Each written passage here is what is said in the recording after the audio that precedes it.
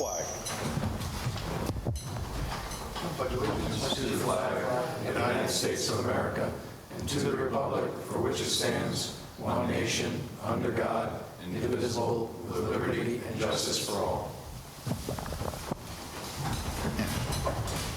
Thank you. Will the secretary perform roll call attendance, please? Here. Here. Here. Here. Here. Here. Okay. All the board members should have received the minutes from the July 20th meeting. I'll make a motion to accept. I'll second that. Motion's made, seconded. All in favor? Aye. Any opposed? Seeing none, motion carries. All right. Okay, our first item on the agenda this evening is discussion regarding Seven Brew Coffee. Just flip back to that one. So, let's see. All right. It's here. So we have, this was brought up at the last meeting. We had a resolution in front of us. Unfortunately, we didn't have enough members to vote on this application. So tonight, if nobody has any questions, we'll open this up to a vote to approve the amended resolution. So I believe we had one amendment in here, correct? It was to take out the item F on the one that was circulated. So I entertain a motion to approve the application as amended. I'll second that. Okay, motion's made and seconded. All in favor? Aye. Any opposed? Seeing none, motion carries. So, all set. That was easy. That was an easy one. He had a long ride, too. Okay. All right. So our next item on the agenda this evening is a site plan approval and special use permit for Hudson Valley Volkswagen.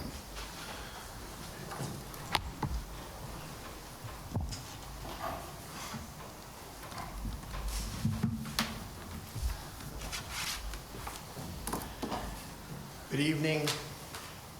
We wanted to get back on the agenda because at the last meeting, we had talked about possibly using timber guardrails around landscaping.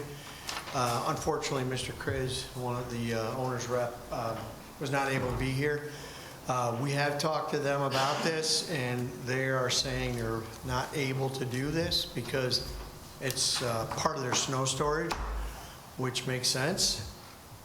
Argument is if we ever get the approval for the proposed parking, we're not going to be parking on the landscape islands. That's one of the reasons why we have made this proposal. And I just want to talk to the board about it and just want to let you know the viability of putting in any kind of restriction over there. We already have trees there. We have landscaping. Those areas are, we can protect them, but we're not able to do the timber guardrail like I had proposed at the last meeting. Okay, so I mean, so what would prevent vehicles from being parked on the grass again? Well, again, putting in a proposed parking, that's going to alleviate a majority of what we had as problems there before. I think all I can say is once that site plan is approved, the town has the ability to go there and either take a look at it. If there is an issue, it's an enforcement action, we will take care of it. But it's just the site is very tight, and to do that really limits our ability to do snow storage or anything else like that. Okay.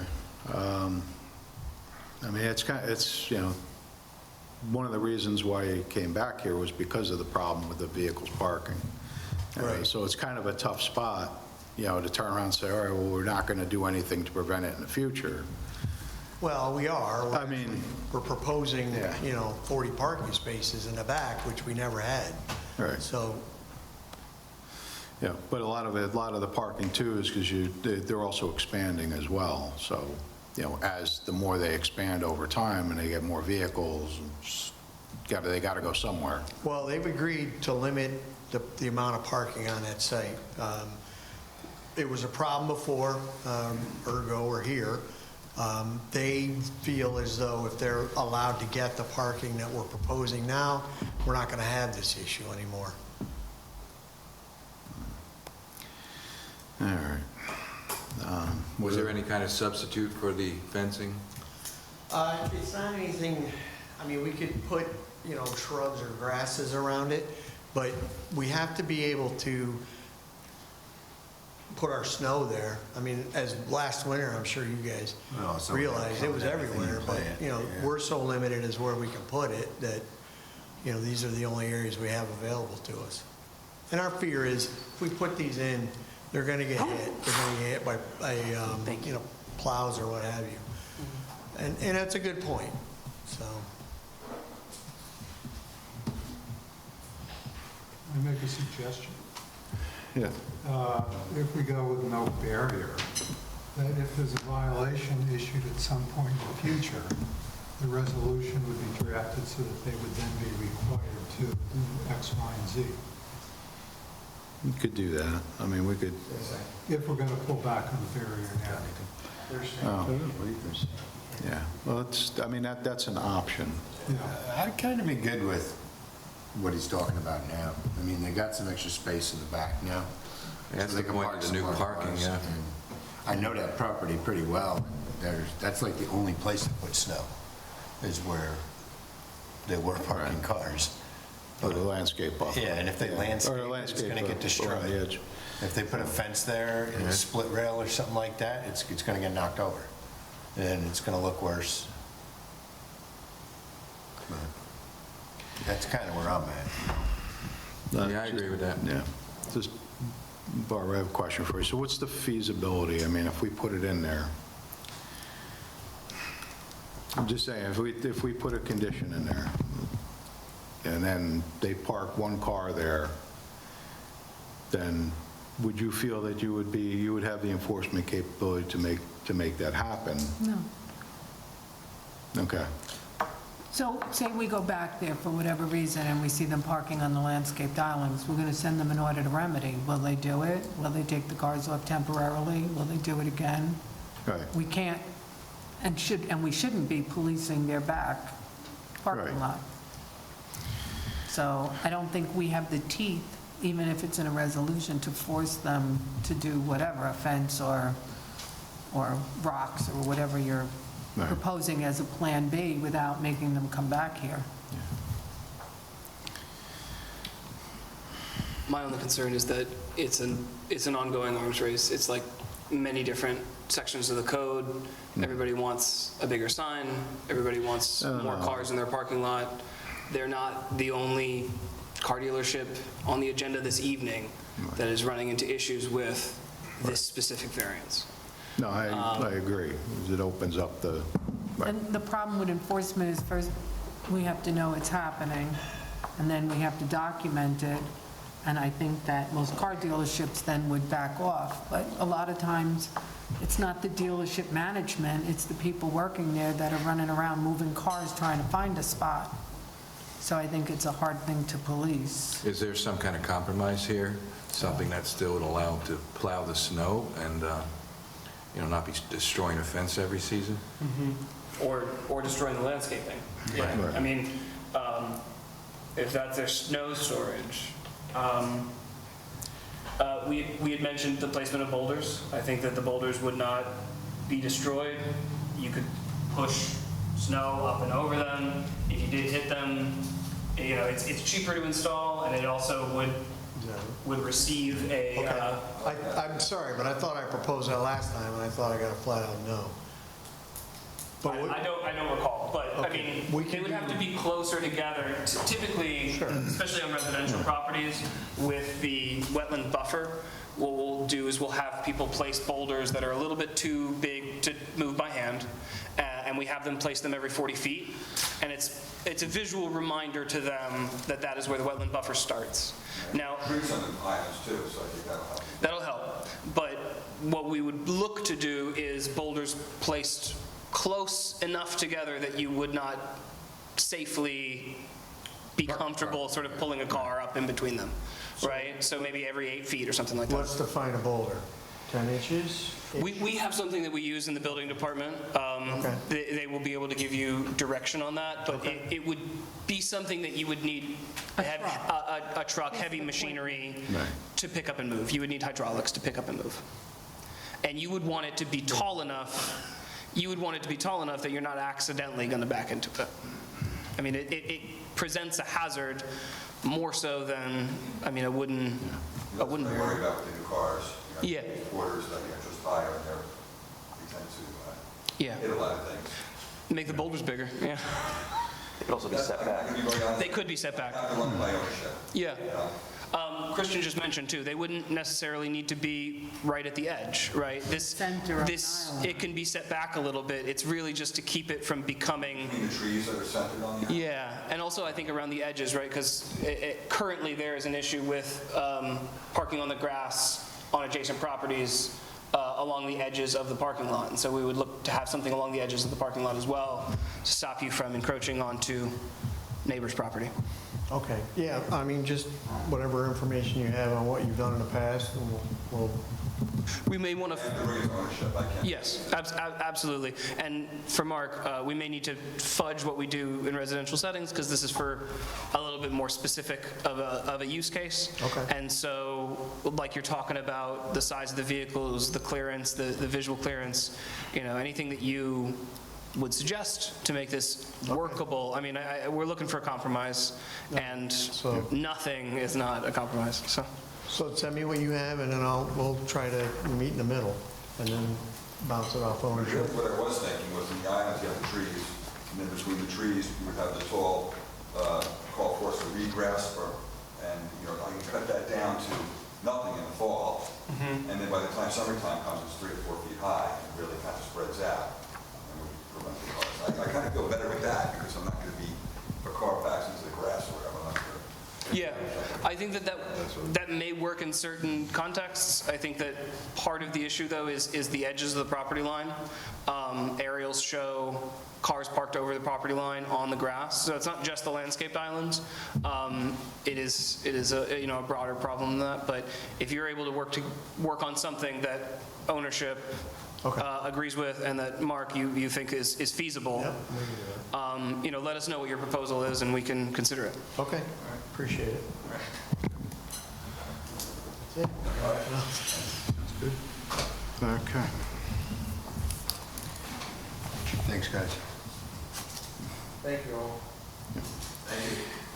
All right, thank you. All right, so our next item on the agenda this evening is a site plan and special use permit for Performance Automotive, or Performance Auto, sorry. So I see we have the same engineer is up for this application as well. Good evening. Mark Day, Day and Stokoza. As you mentioned, we're here to represent Performance Auto. We got the comment letter, and we just went through the site history and everything. One of the things I think there's some confusion on is the number of cars we're showing is displayed. At one point in the letter, it says we have 14. I'm counting it, we only got 13, but later in your letter, you're saying we have 10. So I'm not sure. I thought 14 was the number we spoke about on that. I thought, the calculation, we've gone back and forth. The last I checked, and there may be an error in the memo, is that based on your amount of frontage, there's nothing that specifically restricts display vehicles. It restricts all vehicles along a site's frontage, which are typically display vehicles, but, if you put inventory or customer parking there, it would be counted the same. The code limits it to 1 every 40 feet of frontage. Which I think is 13, which we agreed. Which, yeah, it was 13 point something, so we're rounding down to 13. Well, we're only showing 13, but I think in your memo, you say we show 14. I think, yeah, there may have been back and forth on that. Ultimately, I think you were in compliance with that section of the code, because many of the 13 that you're showing are not within that 20-foot setback at this point. I think you're at 8, or...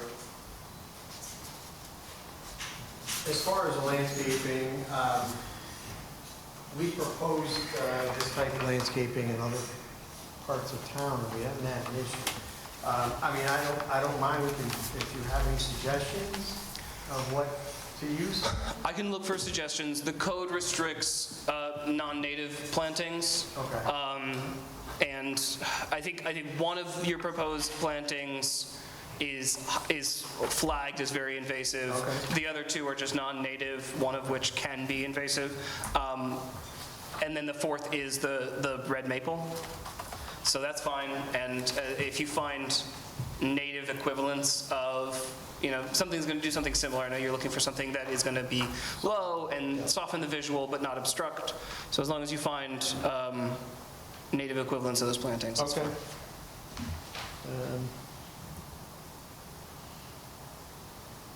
fine. You had asked about the scale. On the truck movements, it is 1 inch equals 30. 130? Yeah. Yeah, that's from our traffic department, so Okay. that's great. We're just looking for confirmation on that. We can show the double yellow lines on Sergeant Palmetier Way, no problem there. Okay. On 3A, that's where it says plan showing asphalt mounted 10 display cars. Yes, and so this may be an error because it's from our traffic engineers. I acknowledge the calculations in the comment just above. You have 8 vehicles in the setback area. I think that is compliant with that section of the special permit code. So also the visitor parking, we are showing, I think, the right number, we have 10. So It's just being labeled differently in different places. I think it is code compliant. It's just different in the narrative and the comment response. Okay. The code calls for, it's Customer parking. two employee spaces for every 3 employees that you're going to have, and then 10 visitor. Okay. I think that you have more than enough there. So it's just clerical, making sure that it's listed correctly in everywhere that it is acknowledged. Okay, understood. There's an issue here about the neighbor and the gravel. This area here, obviously, I think the board knows it's not on our property. We are proposing to make modifications, however, we need to get permission from the owner. We have been trying to no avail. So I don't know what you want us to do with this area.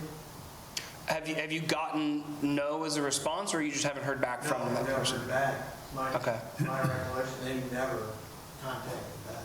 Even when, I remember at the beginning of this application, you had reached out to them to see about acquiring the property. You've just never heard, it's just, the owner on record has not responded? Nope, never responded.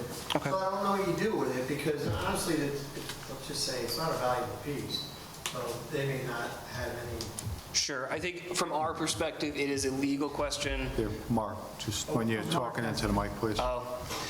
From our perspective, it is a legal issue. Can we or can we not approve a plan that will memorialize work that was done on somebody else's parcel without their approval? But now we're also in a position where, can you undo work that you've done on somebody else's parcel without their permission? So that will ultimately be a question for Kyle. I don't know if he's in a position to answer it this evening, but Yeah, I mean, it's typically, what I've seen done in the past is that there's been a condition that's been included in the approval that, says, listen, if the prospective owner, if the owner ends up having an issue, then it's got to be restored or remediated at that particular point in time. I've seen it done that way. I've actually seen situations where, you're trying to get an easement that's actually for the benefit of a contiguous owner. You can't reach them, or they're refusing to cooperate, and then we've added a condition there. So that's really the one option I can think of off the top of my head. I can So look into it. what you're saying is, can we put a condition in our, let's say, a resolution saying if the owner approaches us, then we will make? Yeah. It's been going on a year now. We've been trying to get a hold of this person. I mean, is that something we can do with the board, is put a condition in that in the event the neighbor contacts us, we will make remediation? Yeah, that's the best option I can think of. I'll confirm that that's not going to run into a problem down the road for you. but that's how I've seen it handled. Okay. I will also add that, for the record, if you can show us your good faith efforts to reach out to this applicant, we can put that in the record. We have evidence that you have reached out to this person to the best of your ability. I think you're on phone calls, so do you have any writing? Because you mentioned that there were two different owners of property. You're thinking of the one that we were trying to buy is a different one than the one that little pizza slice is on. The one the pizza slice is on, we've never been able to get a hold of. Okay. Would you be able to at least, find an address for the owner on record and send them a letter? Yeah, it's probably in person. Well, parcel access, or what I would use is the assessment roll from which parcel access is purportedly taken from. Okay. But there should be an address there, and as part of the submission, you're definitely going to want some sort of certified letter, not just phone calls, but certified letter that was attempted, certified regular mail. I would do it both ways, because some people get nervous and they don't want to sign the card for some reason. So I would mail it both ways. Okay, we can do that. Okay. And then I'll confirm, whether or not we're going to have an issue with it. Yeah, I mean, if it's easy, they know what she's doing. Let 'em- You need to speak into the microphone. If we in touch with that person, what needs to be done? What are you happy with? Just to take grass and roll on it? Well, you're looking for, you're requesting their permission to remove the work that you've done there and to restore it to its original condition, which would essentially be to remove the gravel and put in grass. It was mud. That's what it was. It was mud. Use the, You got to speak into the microphone. I'm saying it was mud. That's what it was. I could put, if you guys would like grass, I could put grass on it. If that's what you're looking for. That is what we're looking for, but it's, I can roll grass on it. Yeah, but we gotta get permission. We'll get a permission, yes. If we get permission, I'm asking. Is it satisfactory? that's what your engineer is proposing. Done. Okay. I'll try to get in touch with him and we'll roll some grass. I'm sorry? We've been trying for a I year. know. That I know, but Let's go, let's take a route to board. Okay. okay. Fine. Okay. All right. Okay, so that was, okay. Do you have any other questions, Mark? I mean, I can go through. Let me, Go ahead if you wish. I guess there are some variances I think we need. Do we get referred by this board to the ZBA? You don't need an official referral. I think that ultimately, you have been waiting for some clear direction on how many total cars the board would be interested in entertaining before you reached out to the ZBA and initiated that process. So yeah, itemization of existing variances, needed variances. You'll need to get the variances that you need.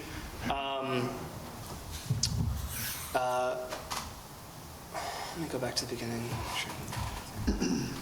Yeah, sir, I was jumping around. No worries. I think we've gone through one.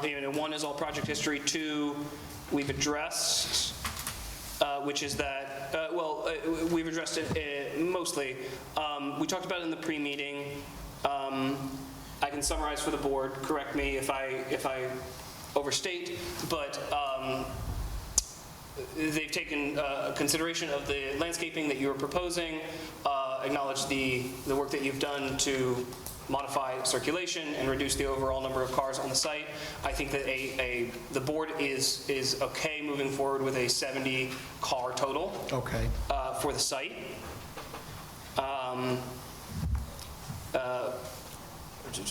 So that brings us through comment 2. We've discussed the traffic-specific comments in comment 3. I think that's mostly nuts and bolts stuff. We've talked about comment 4, which was the wetlands, what to do there. Question about that. That's town wetland?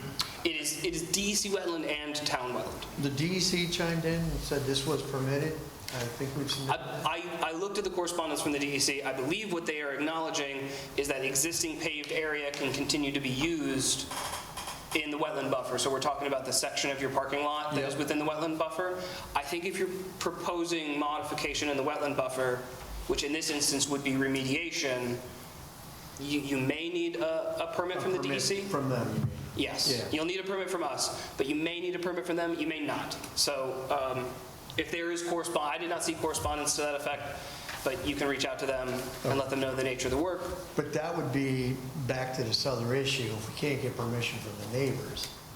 That will be a part of the process, assuming that we go through a condition of, if this owner ever comes forward, we will then remediate it at that time, once we have their permission. At that time, you would need to get a DEC permit and a town Okay. permit. Now, as far as the town permit, do we apply for that as well, for the town wetland? I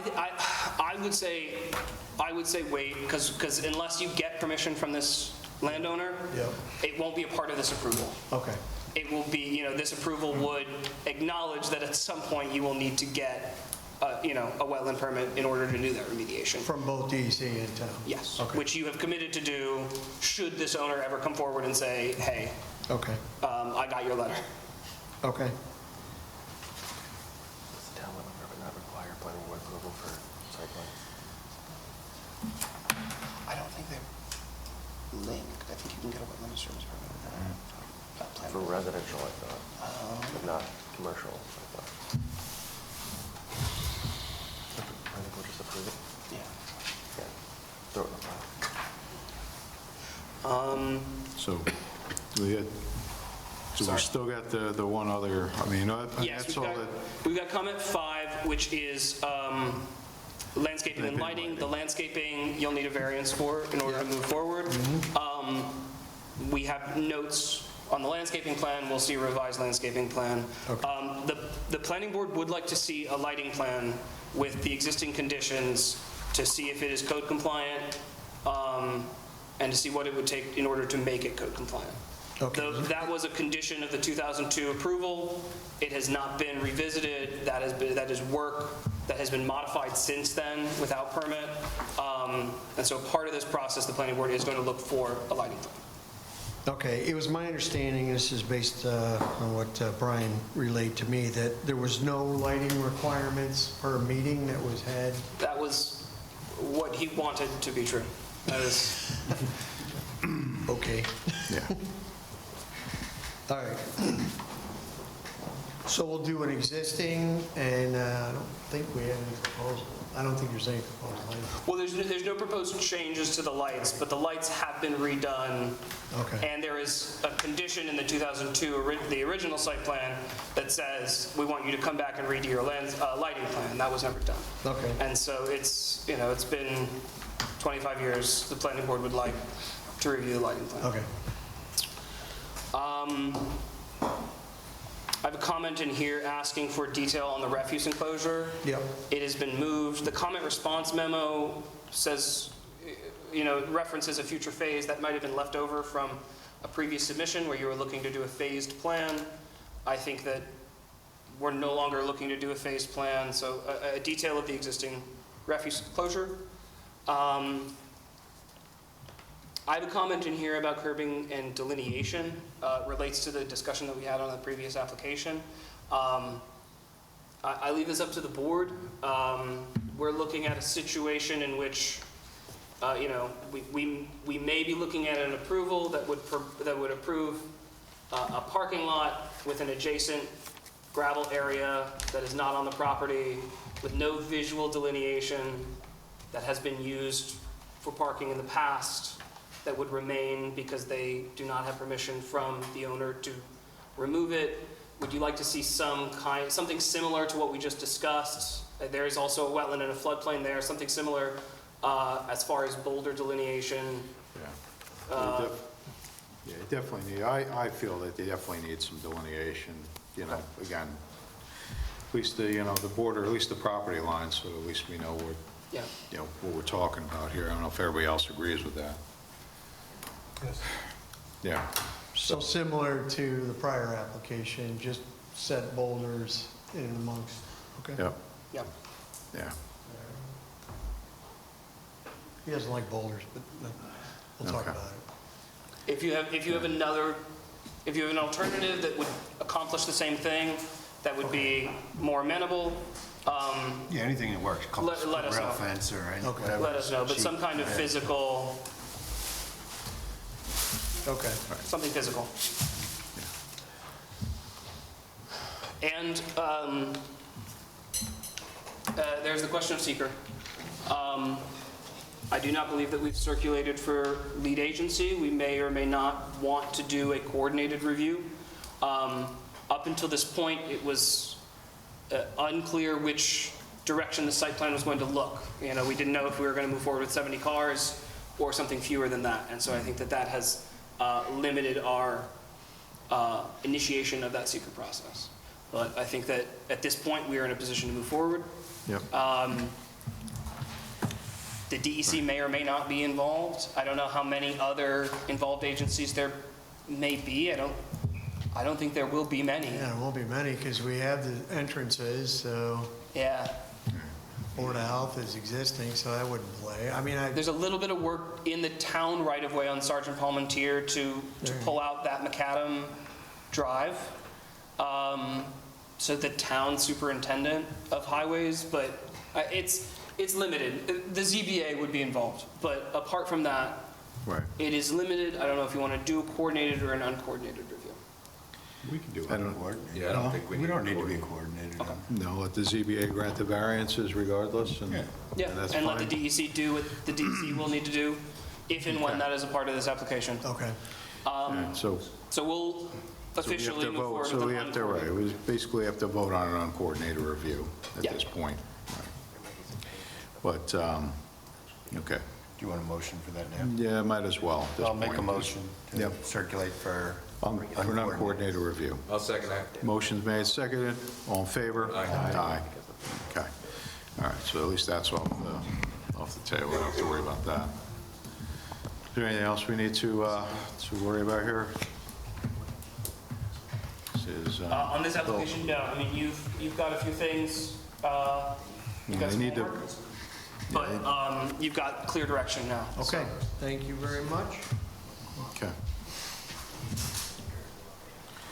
All right.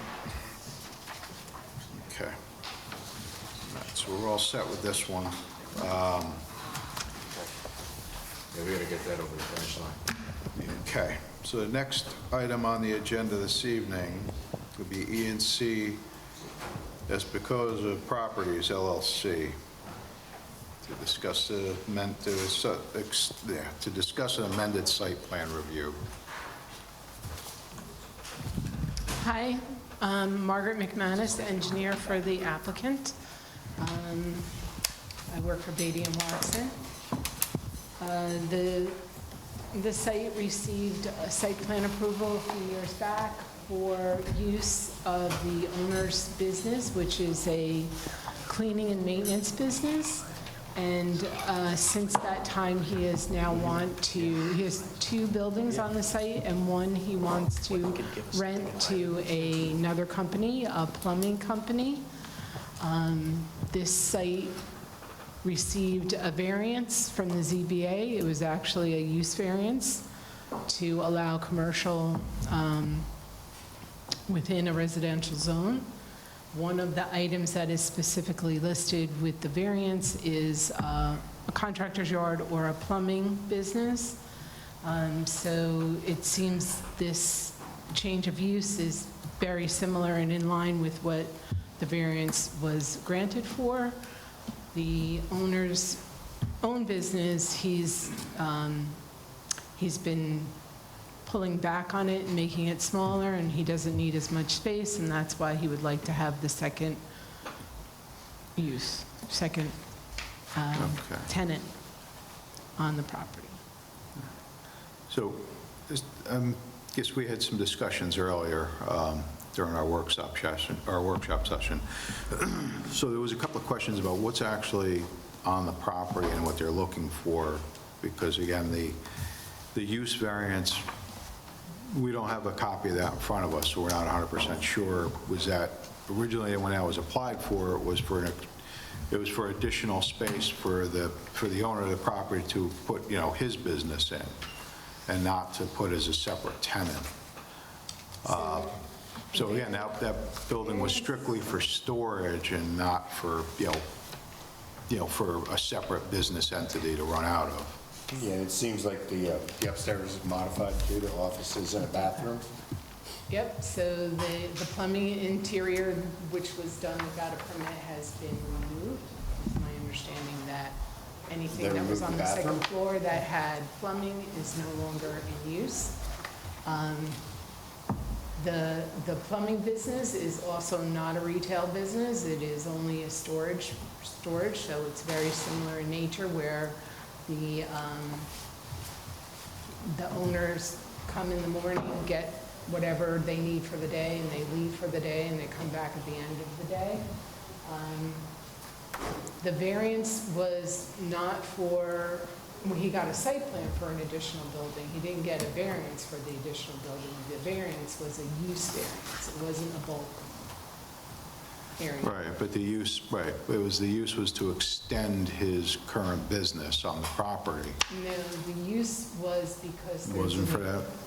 there's an existing. I'm trying to get to the, because again, with the pretense of him coming and getting an approval for an additional building was for his own business and not for separate businesses. So at what Right, point, so that's right, so why- at what point does it continue on? And, if we come back today to approve for a second business at the back, then does that then, going to end up turning into another business after that? And, we keep subdividing what's there until we have 10 businesses versus the one that was originally, was originally proposed. Correct, so that would fall under a seeker review. If there were 10 businesses, what would the impact be on traffic, parking, all of those other things? So what I proposed for this is the two uses are very similar. One is reduced in scope, so the other business is now taking up that scope. There is an additional parking, there is an additional traffic. It's very similar in nature. There isn't a change in the impact, so that would be a change in the site plan. The variance itself is for the use, not for the number of uses. The variance is because it's zoned residential, and historically that property was commercial. There was, the ambulance corps was there, there were other things historically on that site, and that's why the use variance was granted. So the See, variance. I think the use is for the owner of the property, not to turn it into a rental property. Because it basically turns it into a commercial property. It is it's a commercial variance, a variance to use it as a commercial property. The variance is to allow commercial use. The site plan allowed for one tenant. Now I'm coming you for an amended site plan to ask for two tenants. But the variance doesn't specifically say there's one tenant. The variance is for the use itself. Okay, all right. I mean, we're going to look into it. I guess the variance will eventually be, forwarded to us. So I guess we'll have to, discuss that. We'll have to discuss that at a future meeting. We do have a copy of it. Barbara found one. Your And I attorney sent it to all of them. has just reviewed it. Okay. There are conditions. The first condition being that, any new use of the property is subject to site plan approval. But I believe that the applicant is correct in the representation that the use variance permits this use. And the site plan controls the overall square footage, the intensity of that use. But if they, the previous site plans have approved the current square footage. Yeah. The applicant has represented that the unpermitted work that was done has been removed. And I believe, and Kyle, correct me if I'm wrong, but I believe that if they would like to have two contractors using the overall square footage, that is their right to divvy up that square footage among multiple businesses, as long as the overall intensity, for example, the businesses are the same in nature, the parking demand does not exceed the permitted parking, none of those businesses violate restrictions on outdoor storage that have been approved with previous site plans. That is my reading of the variance in the previous site plans. There's no outside storage of vehicles or anything there, right? I believe that has all been restricted with the original use variance as well as subsequent site plans. Yeah, I just took a look at the use variance. The applicant, I think the applicant's correct. The use is permitted. It can be used as a contractor's office. This would qualify as such. So in terms of their zoning, they've got zoning for use. All right, so I mean, if the use is then, if the use is going to be allowed, I mean, that's fine, I guess. I just, I guess a matter of what else is going to, I mean, this is all we're going to have is just the two different businesses there, correct? Yes. And then anything else that was there has been removed at this point, okay. Can I just, is your client asking for additional businesses at some point? He had a barber shop in there. Right So- now, I mean, my client is not living in the country at the moment, and when I did speak to him, he said that had been eliminated and it's not something. Right, we just need to know going forward Does not want that us to- other businesses aren't coming in there. Should we have, has everybody seen that the bathrooms are removed and the plumbing was removed? I don't know. We'll have to inspect. We'll have to do a site visit. It's also one of the conditions of the use variance is that you have the authority to inspect it on a 5-day notice. Right.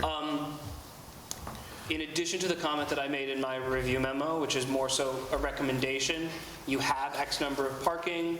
I would say, I would put a parking table on there verifying that you are compliant with what you're proposing. You may want to take it a step further and say, this is what we would be parked for. This is, based on the uses that are permitted by code, this is the maximum intensity of use that we could foreseeably see and still be compliant with the parking regulation. That's up to you. I thought there was no outside parking there. The reason they built that in the first place was to park everything inside. There's 9 parking spaces on the site. Outside? Yes. Okay. But I believe that would be for employees. But it coming wouldn't be in. storage. It wouldn't be storage of storage. equipment, no It's not keeping storage. trucks. Yeah. It wouldn't No be, keeping trucks outside, It's correct? not Just overnight vehicles. parking. no. Okay. It would be, you drive your car, you drop it off. Yeah, no commercial vehicles left outside overnight. Right. Yeah. Employees come Exactly. in the beginning of the day, they get their vehicle, they go out, do whatever they have to do, they come back, and then at the end of the day, they park that truck back inside, and then they take off with their personal vehicle, and that's the end of it. I would go a step further. If you don't have it, we now have it, which is the original, the resolution for the use variance and the resolution for the 2 site plans. Just double check and make sure that all of the conditions and the notes are included on your plan. It makes for easier bookkeeping on our end. Also, does the plumbing company require bathrooms since they're using the other accessory structure, the garages? There is a bathroom in each structure. Were they built with the garage or were they put in after? Not the one upstairs, that was additional. There is one there is water and sewer for that. For the ground floor as part of the original? So okay, so then that would be, again, I'm assuming that has to be approved by the Department of Health. That was approved. Yeah, just Excuse me, speak would into you the just make mic. sure that you speak into the Just microphone? speak into the mic. Yes, yeah. that was approved by the Department of Health. But that was connection- approved by the Department of Health, or It was, yes, as part of the original plan? as part of the original plan. Or the most recent plan when that was proposed to go in, the 2020 plan, when they built that additional structure? Yeah, I didn't think there was any. I don't think there was any approval for anything inside. It was storage only. There's definitely a sewer connection. What I would recommend is, so we've established that the use is permitted. The next thing that we're reviewing then is the intensity of the use. They're presenting that the intensity is not changing with this application. So I would recommend that you elaborate on that and provide more information as to what was approved originally and what is being proposed now with employee counts, sewer connections, and that will help clarify whether or not the intensity is changing. And to produce, and to provide us with the floor plans of the space, both buildings, what the floor layouts are going to be, office versus storage, both buildings, and then showing how many bathrooms are in each. But that will give us the general idea so that whether or not for the Department of Health approval, they're going to need that anyway to determine. Well, I don't think that, again, we'll have to verify, but I believe the original approval for that project was a storage building only to park vehicles in and keep, chemicals upstairs. Right. I don't think it was, a bathroom, I don't think was part of that approval. I think whatever it was part of the existing building, was where where the offices were going to be and where the offices and the bathrooms would be in that building. I know that there is a sewer connection to the additional building. I witnessed it, it was part of the health department approval. I mean, I'll look through all the details. If we get us a copy of that approval, but it wasn't approved prior on the previous site plan. Yes, that's when the construction happened on the previous site plan. The 2020 resolution was for that, for the second floor on the front building and then the garage, the Correct. 4-bay garage. So I can pull that permit out and see what was included in that and the site plan.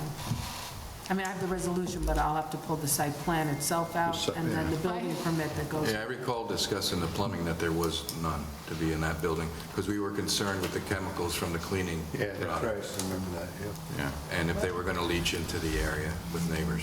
So I remember that discussion from this project. Yeah, no, I do, that I do, but I thought it was, that it was basically just to store vehicles and, to store vehicles in there and keep them, a place to keep them warm in the winter because they all contain, water or, some other things that could freeze up if left in an unconditioned building, so. I'll pull that in the morning. Okay. All right, anybody else have any questions for the applicant? Yes, regarding this? No? Okay. All right. Thank you.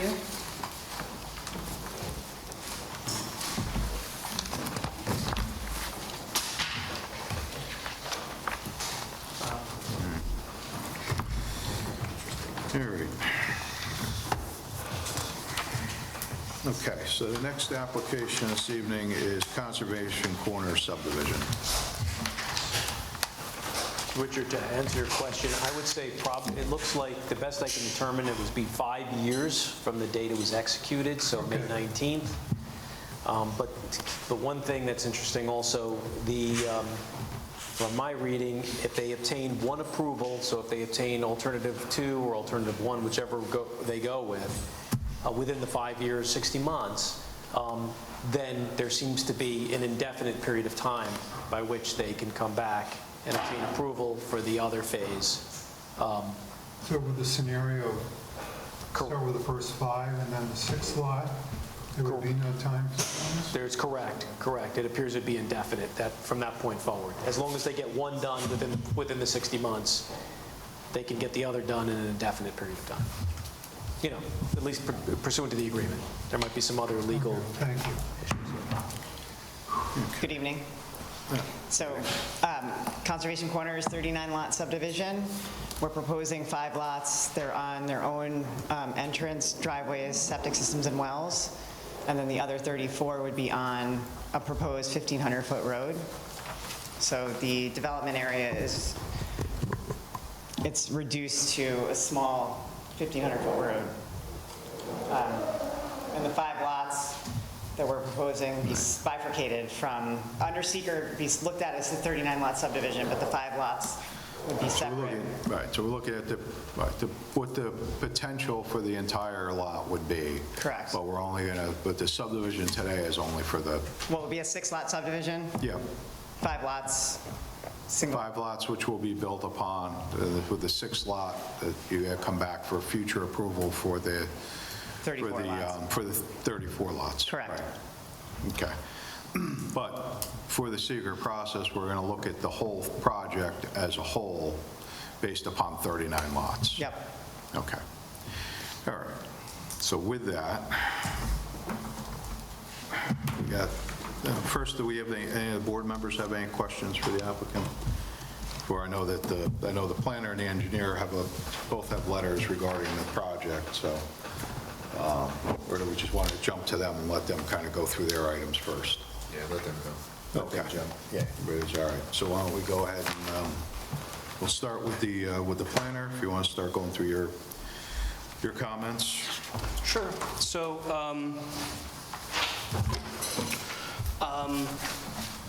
our first comment is with respect to the seeker process. It cites the stipulations, plural, stipulations of settlements.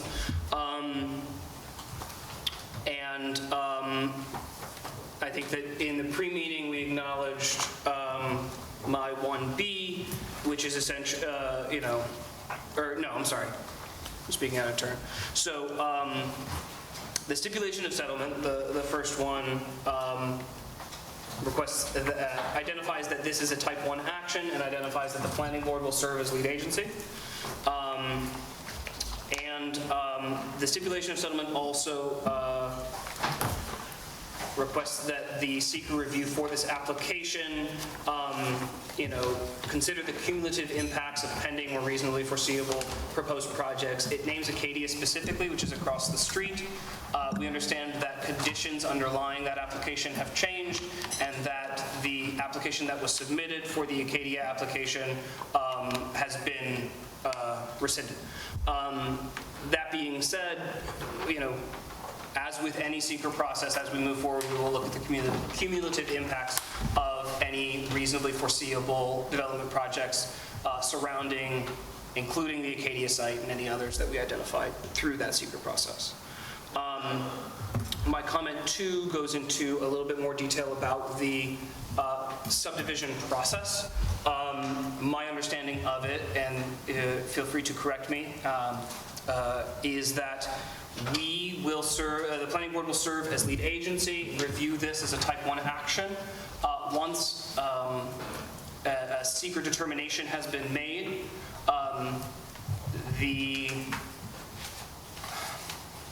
now originally my understanding was that you would then go to the town board to get, under one of those two schemes, you would go to the town board for authorization under 24019B and water extension approvals, sewer approvals, come back here for conservation subdivision and final subdivision. My understanding now is that what you are seeking to do is a full seeker review of the complete application as I've just described, but then look to get final subdivision approval from the planning board after seeker findings have been made for 6-lot subdivision, one of those lots being ideal to then go to the town board for conservation subdivision in the future.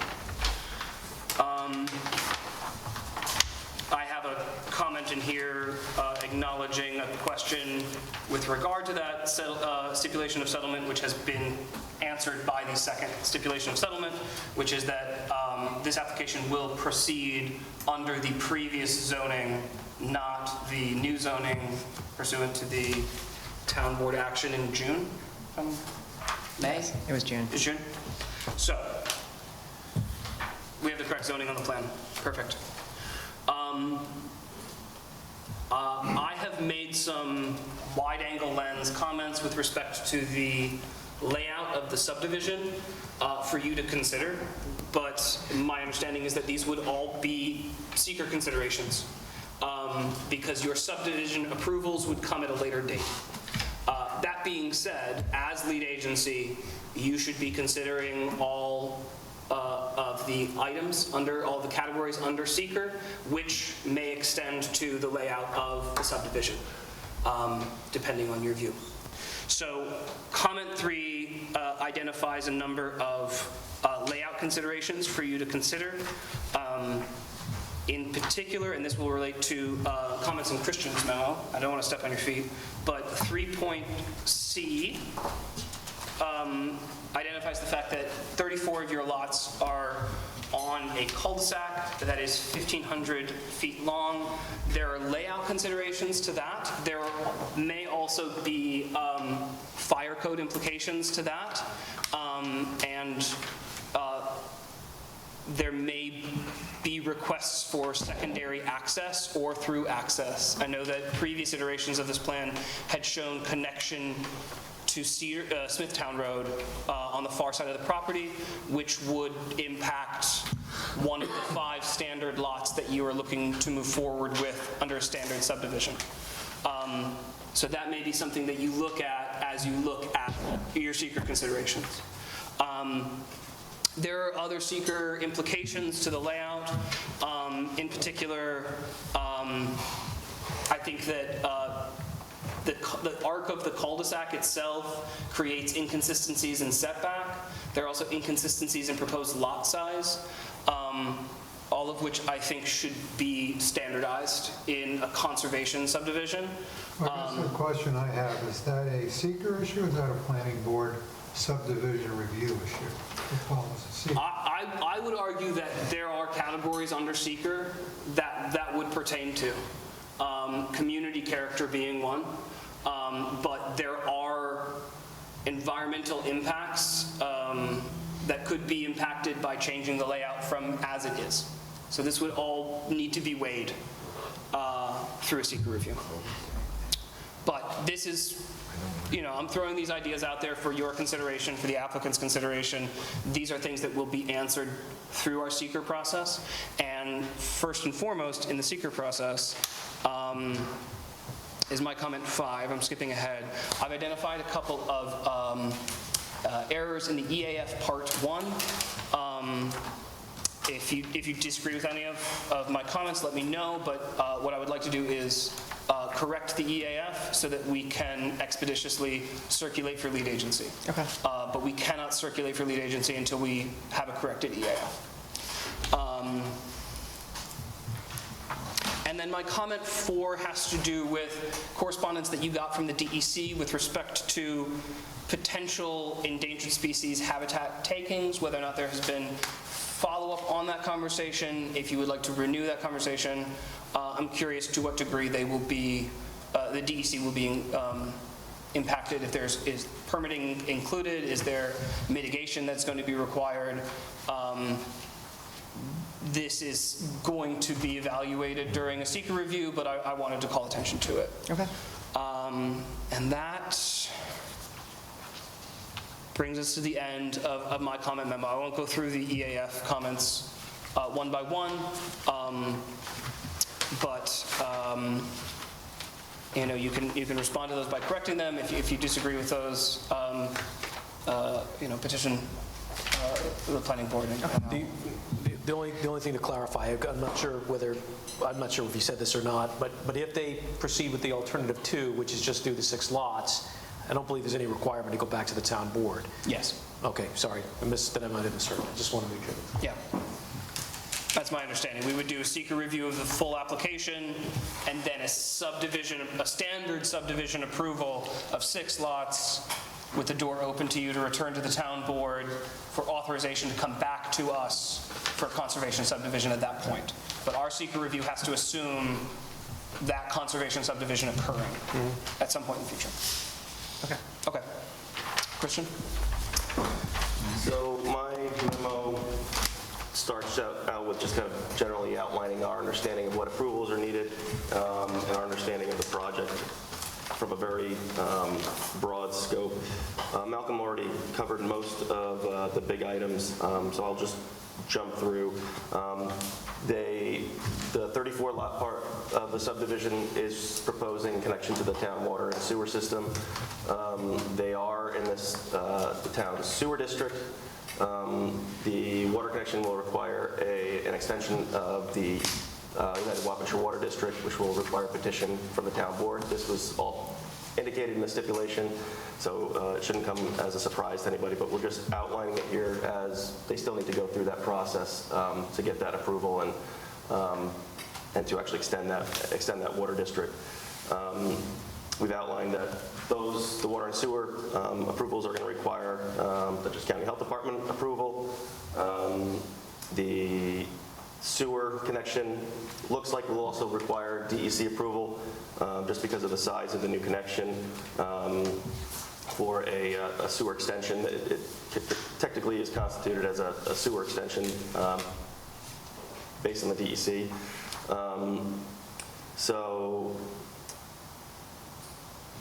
And relative to the bifurcation and seeker, bifurcation of the project into two separate projects, I think that we should have a discussion, both the board and the applicant, as to what level they will be expected to bring some of those designs in order for the board to make a seeker determination. Obviously, the applicant is looking to be able to move forward with the smaller subdivision as quickly as possible. And one of the reasons is just the length of time that it's going to take to obtain some of these approvals and the agencies that are going to be involved in their review.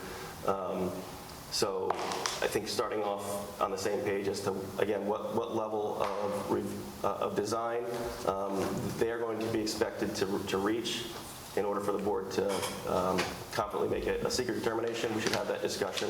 Typically, on a normal project, we recommend that outside agency approvals at least demonstrate a conceptual approval from that outside agency, from the health department or from a DOT or a DEC. I'm not sure if that's the level that they are looking to bring these to, but again, I think that we need to have a broader discussion on that as well. It will obviously require SWIP and post-construction stormwater management practices. They're proposing the new road as a private road, so it will require an HOA. So we're asked, there'll be some documentation, obviously, that will need to be provided as part of that. Relative to the road length, we did outline or identify a few New York State Fire Code sections that appear to require secondary access.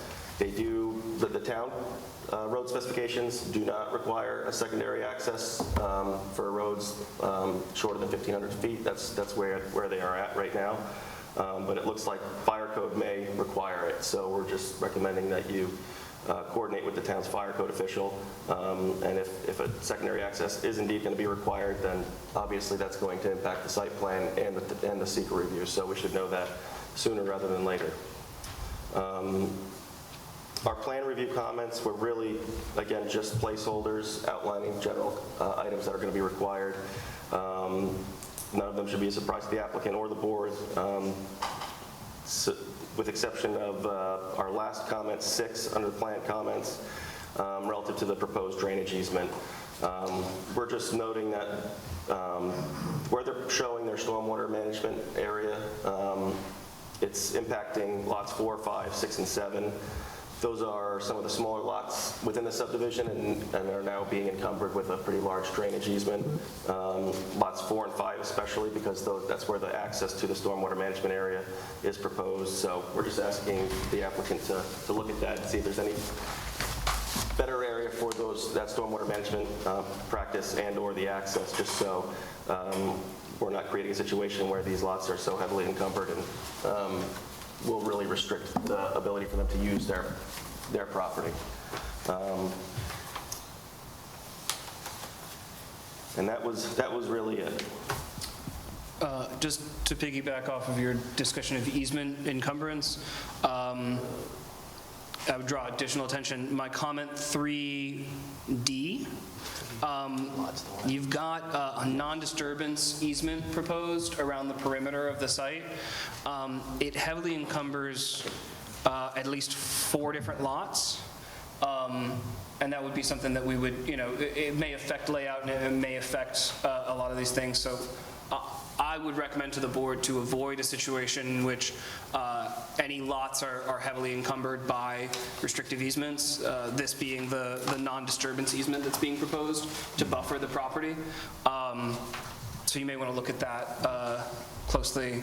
I also, this is this may just be a typo, but I think that there is a labeling error with the section of the property that is R80. Okay. I don't think, it appears to be proposed to be part of that larger Lot 39 that has the wetland on it. Double check the math on the total acreage with the table that you have there versus Lot 39, because I don't think that the section that is in the R80 has been added into, has been accounted for in that lot total. Okay, so I'm showing like 34 acres, I think it's more.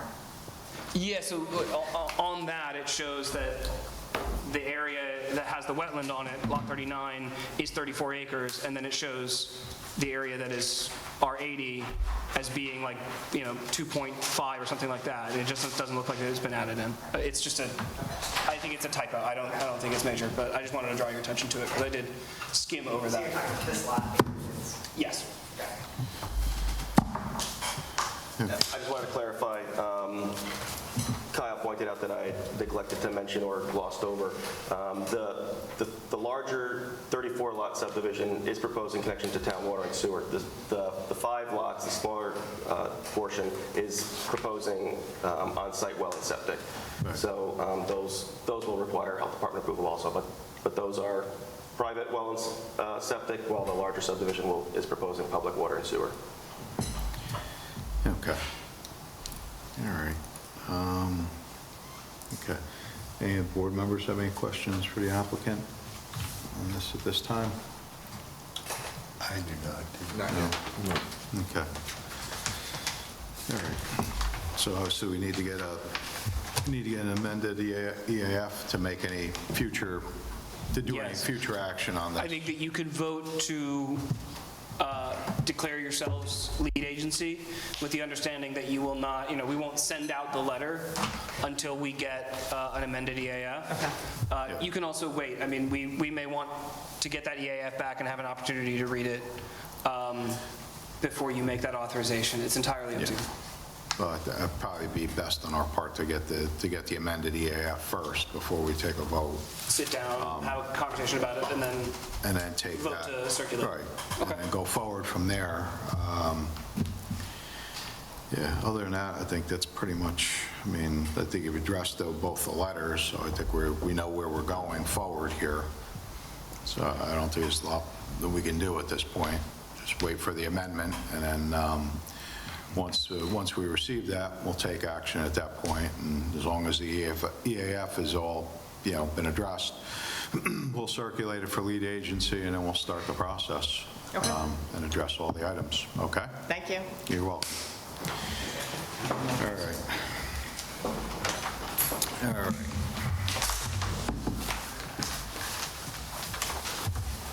I'm going to use the restroom briefly while we... All right. So, anybody else need to want to adjourn the meeting? Or everybody want to just keep on going at this point? Just roll. Keep rolling. Okay. All right. All right. Well, now we're getting into something a little different anyway. We're getting into all the architectural reviews tonight. So the first architectural we have is Durant Equipment Rentals. Yes, they have a proposed new sign.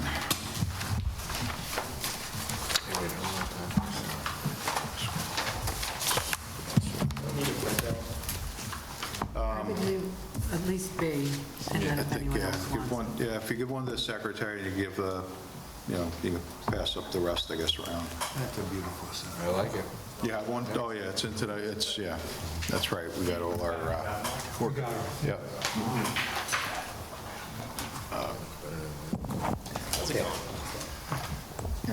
Okay. It was just me.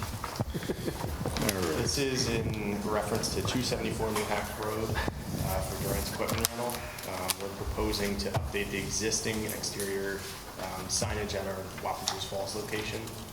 It's strictly aesthetic. It's part of our company-wide initiative to rebrand and beautify our buildings. So essentially what we're looking to do is just maintain the property's existing character and provide a clean and more modern sign.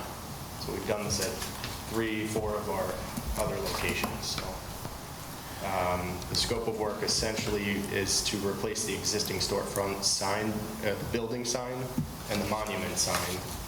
I'll flip it in a second, but update the sign displaying our company branding, our updated company branding. No changes are proposed to the sign location, height, lighting, or lighting method of either sign. So just, again, it's called flex face is what would go on the building sign and the monument sign.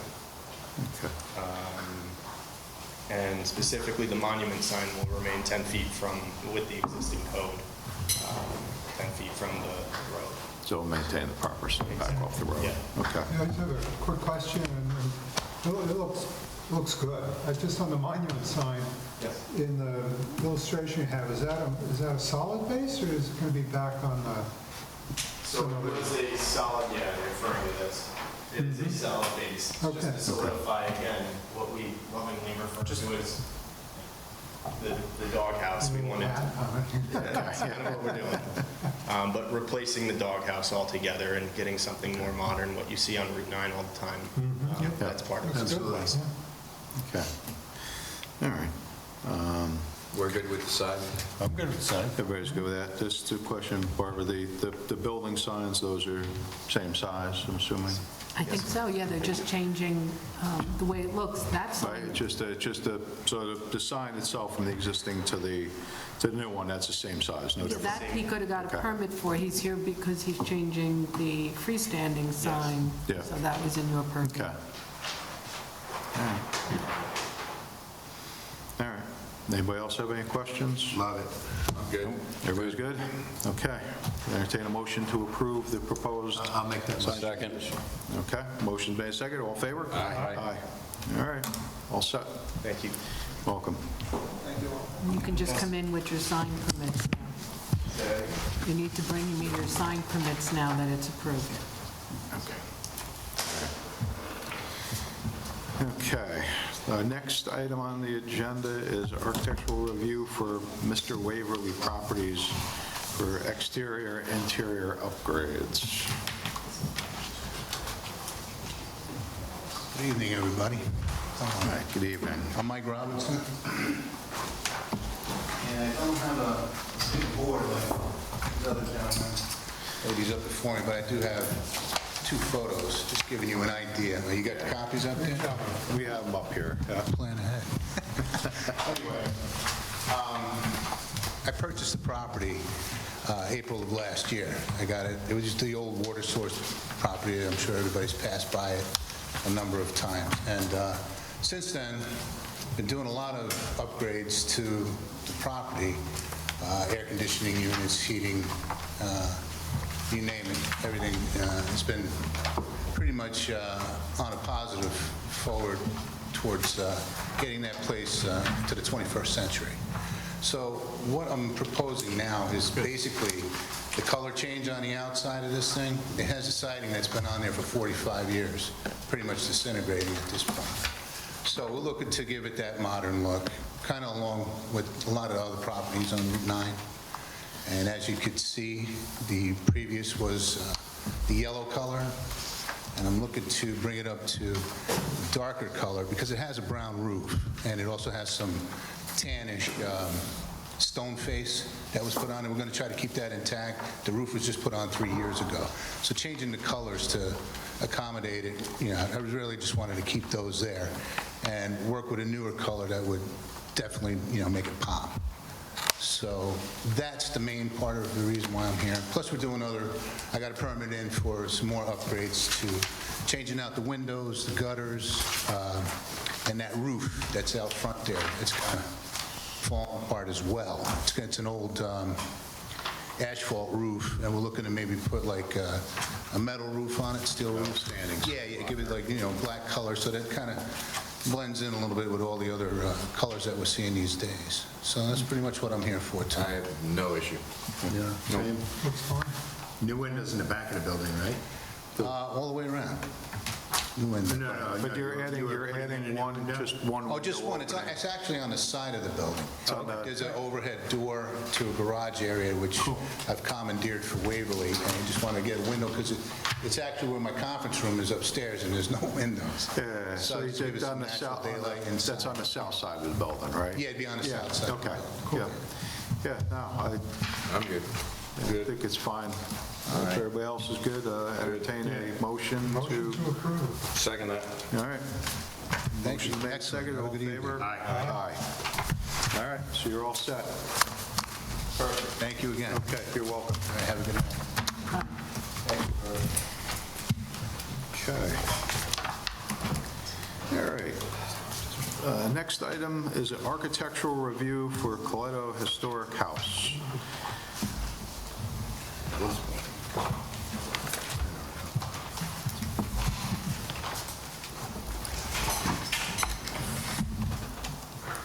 Hi, I'm Francesca Coletto. I'm here today. My husband and I purchased 16 Hamilton Road recently. We are hoping to build a new house on the property. The existing house is basically falling apart. We did even look into having the foundation repaired, and that alone is like, basically we would have to rebuild a whole other foundation within the existing foundation. It just seems like more work than it's worth. So we want to keep the, historic farmhouse look. We don't have full plans just yet because I didn't want to spend the money on them and without them being approved by you guys. So this is a rendering of a plan that we would plan to purchase and then have, up to date with an architect to meet the codes, obviously, for the town. Is this house on the historical registry? The house is in the area. It's the district, it's in the historic district. It's in the district. Right, but it's not on the historical No, and I register. checked, I checked with Mr. Cavazzini, and he said it was fine, and he even said he knows the house, and it's in quite a disrepair. Who said that? I'm sorry. Joey Cavazzini, he's been our historian. Yeah. All right. So as a reminder, it's under your purview for architectural and historic, section 24035, if I'm remembering correctly. I have it written down, 1 second. Yeah. But it is your responsibility as the architectural review board to look at any major construction or alteration of structures in a registered historic district to verify that the changes are in keeping with the historic nature of the surrounding district. And making sure that, that it So to be clear, the image on our left is the existing structure, and the image on our right is the proposed structure? Yeah. And the proposed structure is going to be kind of centered of the property a little bit more? Yeah, I know it's really hard to see here.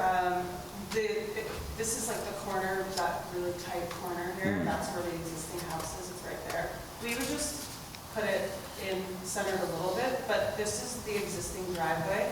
It would be on like the same existing driveway right next to the existing garage, so we wouldn't be like moving it, across the property. It's just to get it off that crazy corner. Make it make sense. Yeah. Yeah. Can we get some documentation? You mentioned you had somebody look at the foundation.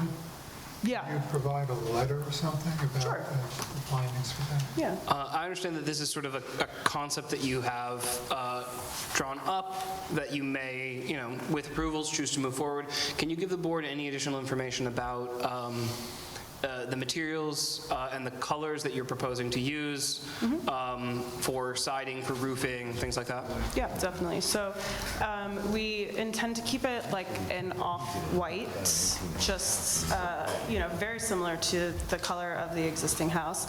And the roof would be, I know the rendering is with a metal roof. We may or may not do that, but it would be a dark, maybe like a gray roof, darker gray, not black. And materials, we would probably, hopefully go with like a little bit of a thicker hardy board. We would keep it actually horizontal to keep that like modern, not even modern, sorry, like the classic farmhouse look. So yeah, I mean, it would be pretty close to the rendering that's up there. That's why I did choose that photo. And these plans are from one of those, like, you know, architectural design websites. So our intention would be to actually purchase the exact plans and just have our architect make whatever little changes to them that he would need to meet New York and, you know, local code. But it would be like, that's fully our intention of what we're trying to build. Okay. But okay, so then the only question would be is, going forward, and we don't have the actual plan in front of us, that's going to be the other question. So if you end up purchasing a plan and we're approving something that we don't have the physical, you know, the physical plans for what's going to be built. So if something gets changed, you know, tweaked in between, you wouldn't be going for a building permit using that. No, You'd be using a different set of plans. Okay. Yeah, I would have the full So plans. that would be the approval. So the approval would really have to be on those actual plans that you provide. So it may take a separate meeting, but I mean, in terms of the concept of what's being proposed, I mean, I don't think anybody's opposed to what's being presented tonight, correct? Correct. Everybody thinks that that's, you know, in terms of, you know, details, I think, I know most places other than here that have architectural things are we going to be looking for in the future, just, you know, a little more detail regarding what's on the building. You know, is it a vinyl siding versus, you know, some other type of, you know, hardy plank or, you know, something solid, you know, that type of thing, just, you know, for actual product that's going on the building. But I know colors, obviously colors come into play. That's most important, but I believe you addressed that. So in terms of this, would we need, my question is going to be is to staff, do we need to wait until those plans are provided and ask them to come back for a quick, you know, just for a quick once over on what's being proposed, that it matches this concept, and then move forward from there? I think what would be appropriate this evening is to give feedback on the concept, give any comments or express any particular concerns that the board may have, and then for final approval, once you have those plans, you have examples of the actual colors that you want to move forward, the actual materials that you want to move forward with, you would come back and get your final approval once we actually know what those architectural plans would be. What about, I don't know, I just had a little question about, I mean, we got houses in the historical district and we're just going to knock them down?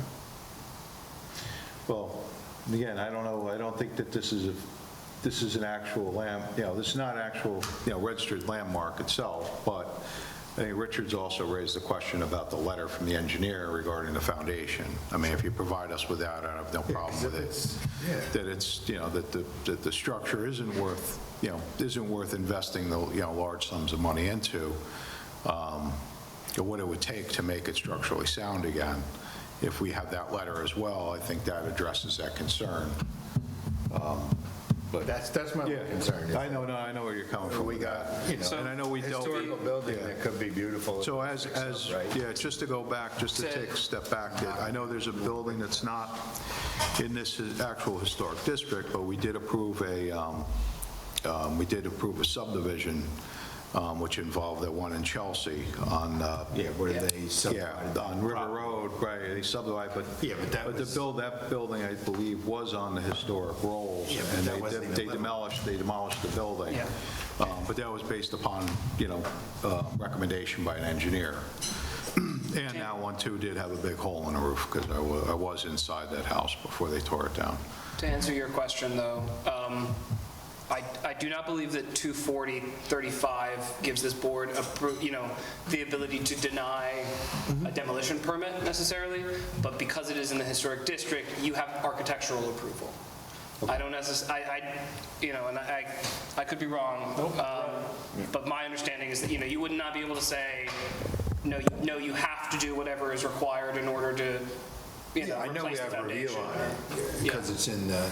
Yes, exactly. Yes. You have the ability to approve or deny or approve with modification the architectural plans You do not have the authority to... I just wanted to make sure we're not overstepping. No, I Did you purchase the property already?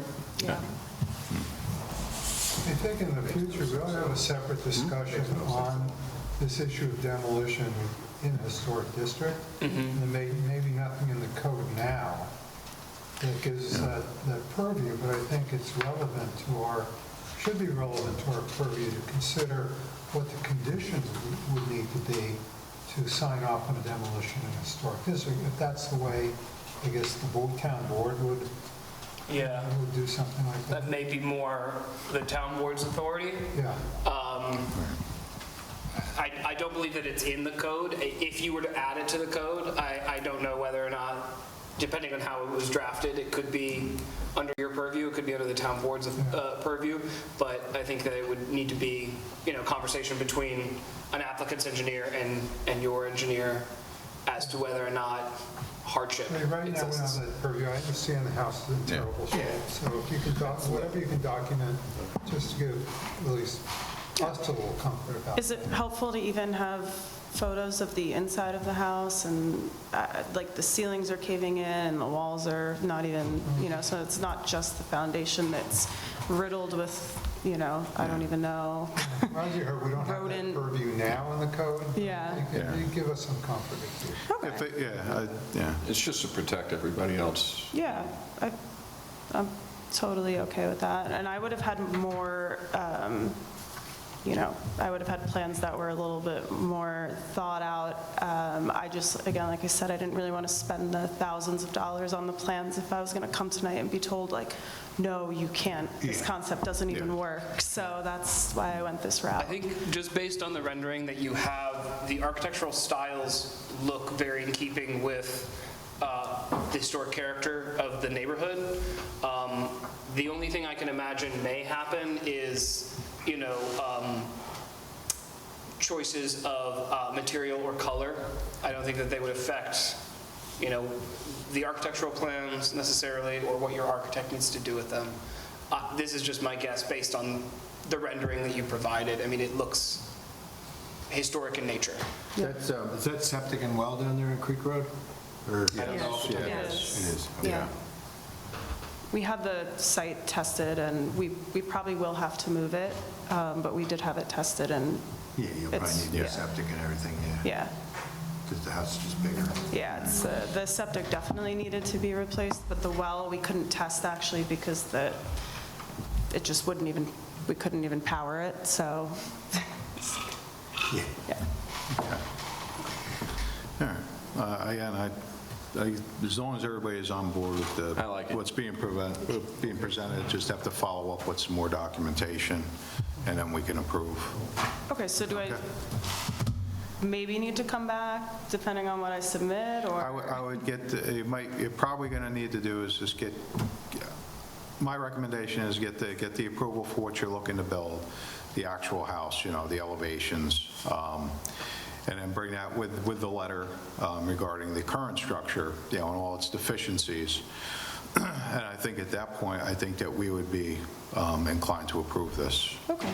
You can move forward after that. Okay. Okay? Awesome. Does everybody agree with that? I agree. Okay. Thank you. Okay, thank you. Thanks. All right. Next item we have on the agenda is Casa Amigos Restaurant, amended site plan. Good evening, Jeff Econo, consultant for the project. Back here tonight to see if we can get an amended resolution. We submitted the plans for doing the bathrooms and the walk-in cooler like we had discussed during the planning process. But I think the building department was under the impression that we were going to do the whole project at one time. So I talked with Barbara, and I think, Barbara, you correct me if I'm wrong, we're looking to get a modification that the board will allow us to move forward, we have the building permit for the bathrooms now and the walk-in, and be able to get a certificate of occupancy for that before we do the major addition out front. So I So think that- basically, what we're looking to get is, you're looking for like a phased approval to get it, to split it up into 2 phases. Okay. The way the resolution's written now, we would not be able to give them a CO to operate because they're not doing the rest of the site work and the addition. Right. So, and my question is site work. Does the site work get done now before they open? With the thought, what if they never decide to do the addition? Right. Does the site work get done? So besides the build out and what you're doing now with the bathrooms and renovations, do they also have to do the site work? And then that would be for now, and then they could open and then phase out when they want to do that front addition with the rooftop. Can I answer that for you? My goal, and it's been our goal all along, all the site work will get done. I actually had them ordering lights and everything. I've told them they should have done it, but they were saying, well, we don't have any permits. They were afraid to do anything. Right. We have the permits now. I told them, you can move forward, get everything Yeah, done. tell them to open up a site work permit for all that work, too. So our goal is to have all the site work, new lights, new signs, landscaping, parking lot, and the 2 small additions out back, get those done, because we didn't want to open, like we said before.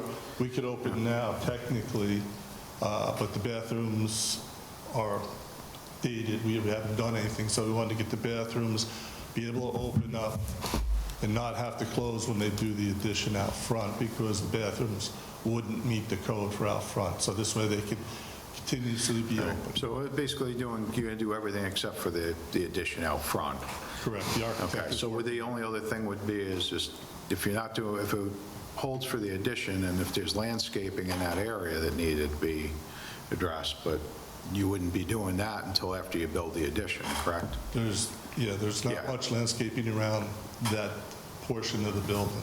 Okay, but you would do everything else outside of that? Correct. And then hold the landscaping and everything for that area as part of the second phase? Mm-hmm. And that would be done like within how many years of? We're hoping next year to get that. Okay, so that's. It's not going to be long. They've already opened up their second store up at Gerhardsen, and they're doing really well. Okay. So actually, that's Casamigos 3 up there. This is Casamigos 2. Okay. Where is 3? Up by Gerhardsen, they opened up. Okay. All right. What's everybody's thought on, well, basically, let's go back to, so. We're just going Do we back just to do the, would it be, to amend this, could we word it in the resolution to amend it? I'm curious if Or we do we need to need amend a- the resolution, or if you can vote on this as a board and allow this to occur. Right. I believe what originally happened is that you gave the applicant permission to begin certain construction on site work because it was minimal in nature, Right. while the larger site plan review and public hearing for the addition continued to move forward. And it would just be that they have permission to apply for a CO and to open after that site work and minor addition is done, but before the larger addition is constructed. That's what we were at, too. I mean, if we could, What is in the resolution that's a problem? The resolution is worded that all of the work needs to be completed before a CO can be issued. So we'd have to amend that. What section is that? I mean, that's, The word. yeah, Right it's now, the condition. way the resolution is, when they finish the work they're working on now and the site work, I couldn't let them open until they built that front addition, because it's as if one project So we being gotta move done it at back one to time. yeah, so no building permit certificate of compliance should be issued. The section 2, right? The hereby adopts this resolution of site plan for an addition, including an additional dining area, a rooftop dining area, in addition to the existing bathrooms, et cetera, right? It I'm a lists. little confused because you just said we didn't have a public hearing on this? We did. Oh, yeah. We did. What you had voted to do during the process was permit them to open a building permit for some of the minor site improvements that they and you wanted them to move forward with, whether or not they built the larger addition to the building. And that included repaving and restriping the parking lot, additional landscaping, a new lighting plan, et cetera. That also included the addition, the improvements to the bathroom and the small addition to accommodate a walk-in freezer. So you granted them the ability to open a building permit so that they could start that work while they continued the planning board process, the site plan process. What they are now asking for is, can we open for business having done all of that minor work, but before we complete the larger addition? But the entire project has been approved, correct? Yes. Yes. Okay. So they're just asking to phase it, open with what they're opening permits for now, and then in a year to 18 months, come back to get the permit to do the addition with the rooftop dining, secondary after they've been opened. So we can just amend the resolution to handle this, right? Yes. Yeah, we could, well, yeah, we could amend it. My question was, do we amend this just as a condition, just amending this verbally, or do we need a written resolution to outline it? That's more. That is a question for Kyle. It would probably be better to have it I would rather have in writing. something in Yes. writing. Yeah. Unfortunately, Okay, that was my concern. I realize you And then probably with that, want do it we tonight. need would we need a plan, circling where the addition is so that it takes out the questions about any other site work? So that we know that we're circling this area as being, let's say, phase 2. So that if they finish all the work in phase 1, which would be all that other work, all the lighting and all the other landscape outside of it, do we want that as part of the plan, or are we just going to take it and leave it up to the zoning administrator to go ahead and verify that that work, and if it meets their satisfaction, then they can go ahead and issue the CO for phase 1. And then come back for phase 2, and then that would be the plan at 100% at that point. I'm inclined to say that we can just amend the resolution, but I think that that is a question for Barbara. This is her process, and I'm okay with the plans the way they are, with the resolution amended, so that I'm comfortable giving him and his group a CO to start operating, knowing that this board's okay, that the bigger addition will come at a later date. Okay. Now, I'll float this to you. We can vote on the resolution as amended this evening, and I will draft a resolution to that effect. I don't think that they need to come back for us to vote on it. I think you can vote on the resolution as you have discussed, and we will modify the resolution to represent what you've discussed. Right, and then the owner will sign it, and then I'll have Bruce sign it. Right, and then I just have to approve it after the fact. So you draft the resolution, pass it to all the members so that everybody, if anybody has any questions, at least we can address it before I sign it, that's all. Okay? All right, so with that. I'll make a motion to amend the resolution as discussed. Second. I'll second. Motion's made, seconded, all in favor? Aye. Any opposed? Seeing none, motion carries. Okay. Thank you. You're welcome. All right. Have a good evening. Bye. All right. Okay, the next item is a miscellaneous regarding O'Donnell Wheeler Hill lot line realignment. Good evening. Good evening. Craig O'Donnell, I live at 640 Wheeler Hill Road. Early part of this year, in the end of last year, I had an application for a lot line realignment on property I own next to my house. I went through the process and recently received a resolution for preliminary and final approval. So reading through it, I just wanted to clarify some items on it.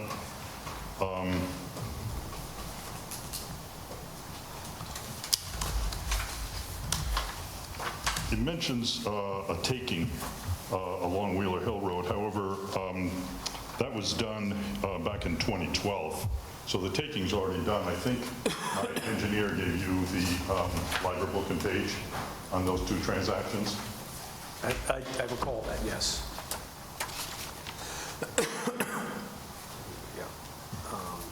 I do recall, yeah. I don't have it in front of me, but I recall getting something. Yeah, so if we could clarify that, then we could take all that language out. Lot B, Lot A, transfer. all of that. Craig, was the survey then, it just wasn't updated? No, the survey is accurate. If you look at it, you'll see that the front property line is 25 feet off the center line of the road, a complete distance from actually the property that I own on the corner, all the way down to, I guess it would be 680. Forgive me, because I get a lot of email, but I almost could swear I've even responded to the attorney on this and told him that as long as the survey was accurate, there wasn't an issue. What attorney? I thought I didn't get something from your attorney on this? No, from my engineer. Well, maybe it was the engineer then that I responded to. Okay. All right, I'll have to take a look. So if we could check that out, and then I can take all that language out. I'll take a look. Was it quite a while ago? Yeah. Yeah. That was on November 3rd. Okay, that's what I'm, sorry. I'll go over the history. I made the application October 6th of last year. First initial meeting was November 3rd, at which time a public hearing was set for the lot line realignment for November 17th. So we had a public hearing on November 17th. We had a public comment period, and it was adjourned, left open, or adjourned until January 5th. January 5th is when I was here and went through the rest of the public hearing. I made my comments, and we closed the public hearing on January 5th. After that, it mentions dates here that really don't exist. I'm sorry, where are you reading from? Is that from the resolution? I'm reading the resolution. What page are you on? Well, I'm on page number 2, I guess it'd be. Yep.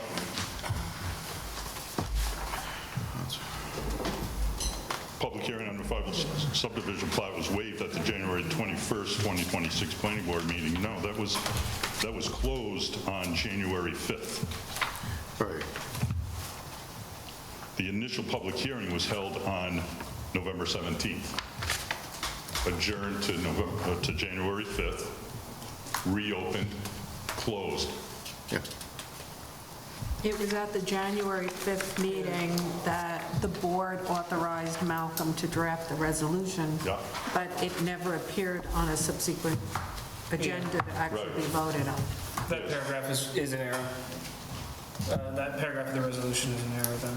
The which, the public hearing of the final subdivision plat was waived. Oh, no.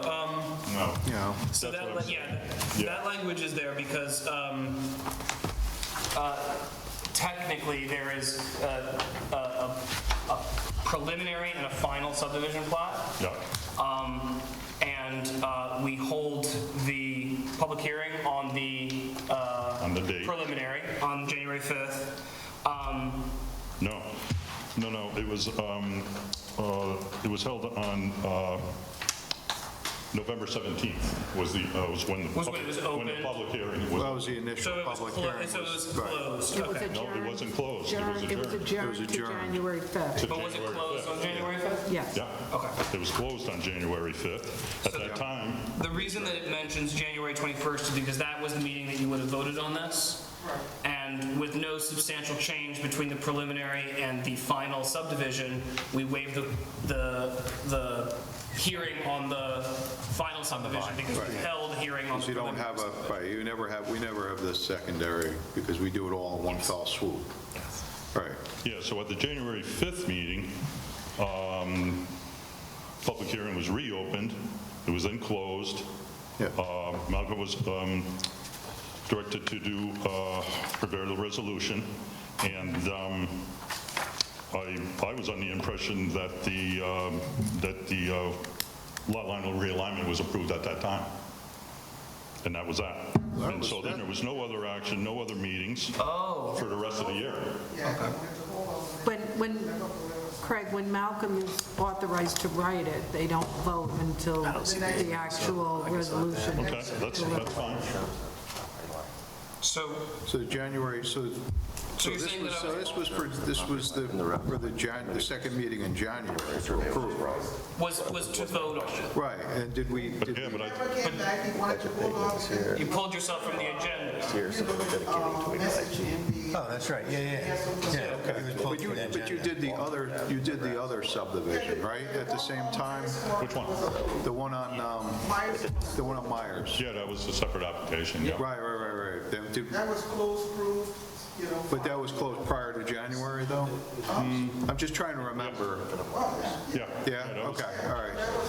I apologize for the confusion. I thought that we had voted on this. Okay. Yeah. I misremembered. A couple of the little things, such as the property is referenced as a non-conforming lot. That just draws confusion and misinformation. The lot is conforming as is, without any lot line realignment, without to do anything. I don't believe the second of the two lots, I forget if it's the smaller of the two lots, does not meet the lot width requirement. No, it does. It does, 150 feet. I thought it was better, but not there. No, it's 150 feet with 40-foot setbacks. The initial application had nothing to do with anything non-conforming. All right. I was under the impression that by widening it, that... I would just widen it to make it a better lot. Even though there's no plan to build on that anytime in the foreseeable future. He was making it more conforming by widening the lot. That's all. So I think in its current state, it's too narrow. Yeah, that's... No, it's not too narrow to build. I can get a building permit for it, as is. Right, yeah, but even with the change, though, I believe by widening it made it more conforming. Yeah, take a look at what's there, what I propose to do.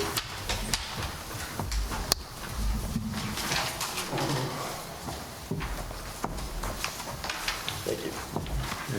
So if you look at the top part, It's not law. I'll just start with to get you guys familiar with where we are. I don't know if you guys are familiar with the neighborhood, but together, Old Troy and Wheeler Hill, right? The bulk table that you have on your plans, the minimum lot width is 200 feet. As it is currently, it's 150 feet. As it is proposed, it is 200 feet. I'm going to question that, but Well, I'm just looking at the subdivision plat that you submitted that is on the town website. Okay. But is It's in the R80 district. The required minimum lot width is 200 feet. Existing lot B, 150 feet. Proposed lot B, 200 feet. I just built a house on parcel number 320 2 years ago, and it's 50 feet. The minimum lot width in the R80 district? Well, it's got 50-foot road frontage. Regardless, let's talk about so if you look at this. So that would allow for a flag lot. If you look down in the same bulk table, minimum lot frontage is 50 feet, but minimum lot width is 200. Okay, so Those are two different calculations, right? Yeah. So in the R80 district, I got 40-foot setbacks, 150-foot lot. That leaves a 70-foot building envelope.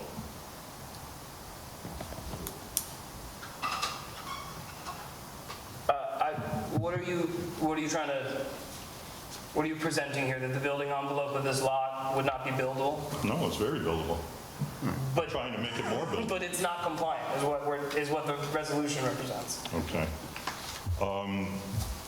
If you look at the intersection of Old Troy Road, Wheeler Hill Road, you see I'm going to reference the last 3 digits in the tax grid number 462. That's a vacant lot that I own.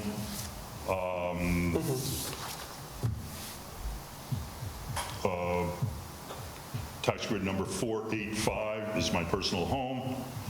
The subject property is 467 to 3.3 acres. And then the 10.2 acre lot, the big lot there, grid number 439, I own that property as well. If you go to the next page, you see the you see the lot line realignment, I moved the line over 20 feet. And that was it. That was the extent of this whole thing. And just seemed like it turned into a lot more work than it was You got worth. a resolution that the planning board was prepared to vote on.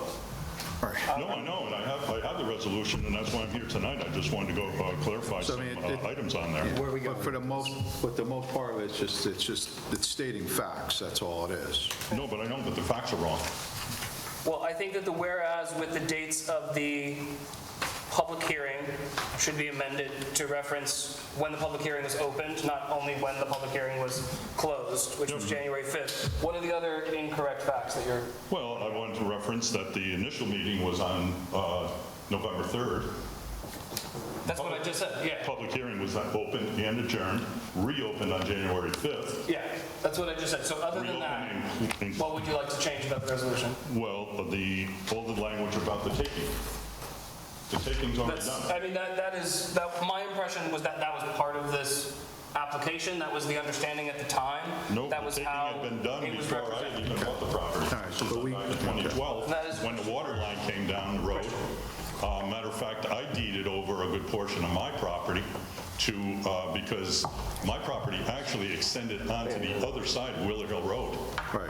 I then deeded that portion over, and then I allowed the town to come through my property with the water line. Yeah, I think everybody in that stretch there, all their property lines went out to the center. Right. So I think that the confusion is that the subdivision plat that you submitted identifies area to be seated on the plat. No, I think the subdivision, the plot had the lot block number, and it actually had the thing. So I'm not saying that it hasn't already occurred. I'm saying that the plans that It's already been done, that's fine. presented that it was happening. Okay, so again, the resolution, if I could just have it so that it's accurate. Sure. Is that okay? We just need to verify. I haven't seen it yet, that's all. But yeah, if it's already been done, then obviously. Yeah, then we take it out. Do we need a motion to amend that date of the opening?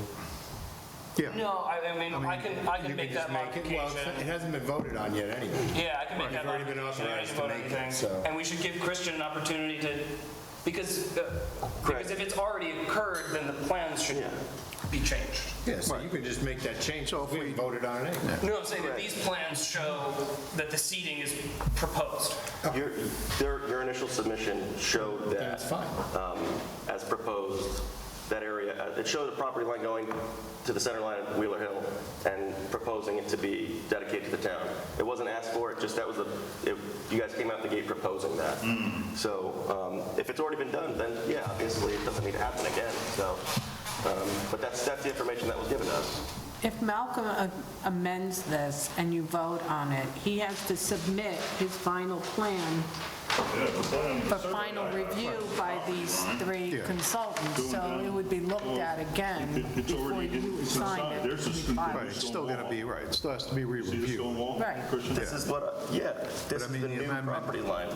This is showing an existing property line here. It just faded. This could be amended. Original lot line. Yep, there it is. So you're comfortable if Malcolm amends it to put it on the September I mean, you can amend it, we still have to vote on it. to vote, the next meeting? Right, so if we do, we amend everything before the next meeting, then we're in good shape. But see where our confusion is from. This is the plan that you submitted, and it has this area called out very specifically. Let's, And those numbers, There's the blocks that he mentioned, and I think he gave the recording. This was proposed, though. yeah. Well, let's look into it. This was proposed. I do think that it's just, I'll get that amended too, okay?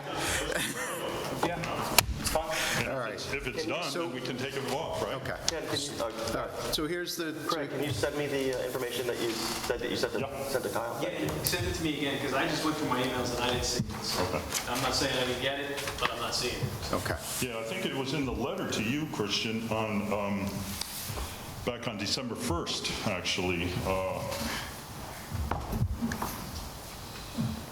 It states that the taking was performed in 2012, survey has been updated as required. No additional taking is required. That was a letter to you on December 1st, 2025. December 21st, okay. See that letter? I'm going back to look. I just went back to look at the original submission, so. Again, if it's already been done. We defer to the planning board attorney and the town's highway super with respect to this matter. Okay, then yeah. Check it out. Listen, man, it's nothing that has to be done today or tomorrow. Yeah. It's not going anywhere. So No plan to do anything there. what I would say is give Christian an opportunity to take a look at this. All right. If we need changes to the plans, he'll issue a letter identifying what changes to the plans need to be made. If no changes to the plans are required, he'll let us all know that no changes are required. And I will amend the dates of the public hearing as listed in the resolution. I will eliminate the mention of the seating, and we can put it on the next agenda for you to vote on. Okay, so you'll get that. I'm not trying to be difficult, Bruce, but. Oh, okay. No, that's What fine. happens is, years down the road, all of a sudden this pops up, and then they go, oh, yeah, man, it says this, that, and the other thing, and then everybody, well, no, that isn't really what happened, you know? And there's time, there's no pressure. No, I understand. Yep. No, I understand. So that it's accurate, you know what I mean? I understand 100%. It does need to be amended, and we'll get staff to put that together for the next meeting, and then we can vote on it at the next meeting and get this done and over with. Yeah. But give you guys opportunity to go back through some of the the past documentation and get us an answer before the next meeting. Yeah, because I see, if you look at the second page of the diagram I gave you, it shows you what I'm proposed to do there. I didn't know it was going to turn into this, but, and then of course the mention of the architectural review. I already know that, we already have town code 240-35. We already have that in the code. Right, it's I already don't in know the why code, it's mentioned on a lot line realignment. Well, because when there's no proposal to build anything. Because there was discussion regarding that during the public hearing. That's all. Okay. So we put it in that. But we don't put everything that's in the public hearing discussion into the resolution. But that is in there to document the record that there was public comment brought up regarding that section of the code, and that we did address it. That's fine. It's there historically. No, That's I all. get it. So it's something that we had to do. Like I told you before, I have installed deed restrictions and covenants and other that's items fine. onto that property, which is going to far exceed the And that's the ARB. right, and that's fine. That's fine. But the town law says this. That's why we put it in there. That's pretty much it.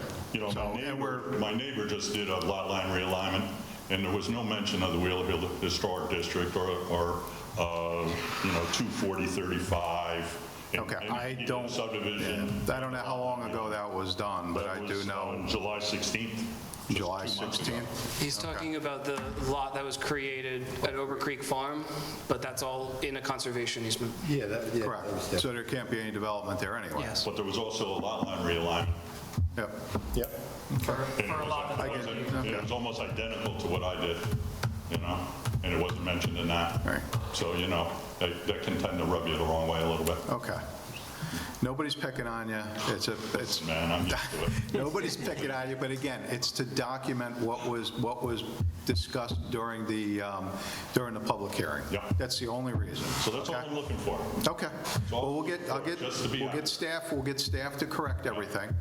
For the next meeting, you'll have a copy of it before the next meeting, and then if everything's good, and everybody's satisfied at that point, then we'll go ahead and we'll vote on it, and you'll be on your way. I look through a plan or a subdivision map or anything, go through every single detail, because all of a sudden it'll pop up and say, oh, look, it says this right here. So I just want to be accurate. All right. Okay, guys. Sounds good. All right, have a good evening. All right, we have to vote on that to amend authorize you to amend that? No, because you haven't voted on that resolution. You guys are all good? Huh? Other item. What? You have an extension. Yeah, no, it's not approved, but he's got to amend it anyway for us to vote on it. Oh, okay. Because it's all space. Oh, now you have to confuse. No, the extension I know we have to, I'm saying for this. I'm saying for this. Yes, no, we don't. So we're okay. That's what I'm, okay. Let's move on to this extension. All right, so Leanne Ventures LLC subdivision is seeking 2 90-day extensions on subdivision application, which will begin September 2nd, and it will run through March 1st, 2027. So with that, entertaining a motion to approve that. Approve those. Okay. Second that.